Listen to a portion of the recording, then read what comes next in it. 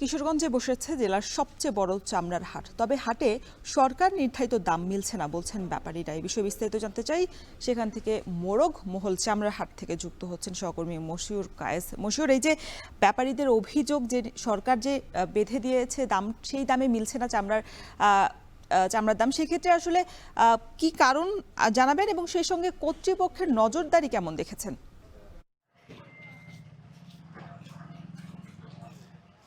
রোশন, এই এই চামড়ার যে হাটটি রয়েছে জেলার সর্ববৃহৎ, এখানে কিন্তু আসলে এই কোরবানি ঈদকে ঘিরে কিন্তু জেলার বিভিন্ন অঞ্চল থেকে আসলে ব্যাপারীরা কাঁচা চামড়া নিয়ে আসে এবং তারা প্রথমত তারা যে চামড়াটা কেনার পরে লবণজাত সহ যে প্রস্তুতকরণটা থাকে তাদের, এই প্রক্রিয়া শেষে এখানে তোলার পরে তাদের যে প্রত্যাশিত দামটা, সেটা কিন্তু বড় গরুর চামড়াটা কিন্তু 1000 থেকে 1100 টাকা পর্যন্ত তারা বলছে যে তাদের খরচ হচ্ছে। কিন্তু এই হাটে আসলে দাম মিলছে কিন্তু 700 থেকে 800 টাকা পর্যন্ত। এ বিষয়ে আসলে ব্যাপারীরা যে বলছেন যে ট্যানারির যে প্রতিনিধিরা এসছেন তাদের কাছ থেকে তারা প্রত্যাশিত দামটা পাচ্ছেন না।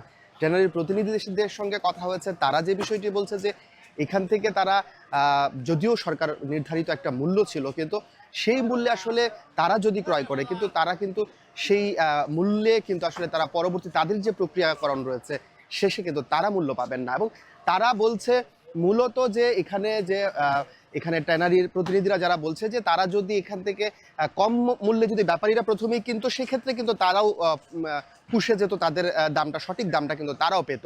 তো এই জন্য কিন্তু আসলে এখানে একটা পাল্টা অভিযোগ রয়েছে ব্যাপারী এবং ট্যানারির প্রতিনিধিদের মধ্যে। এই ছিল আমার কাছে কিশোরগঞ্জ থেকে চামড়ার বাজারের সর্বশেষ তথ্য।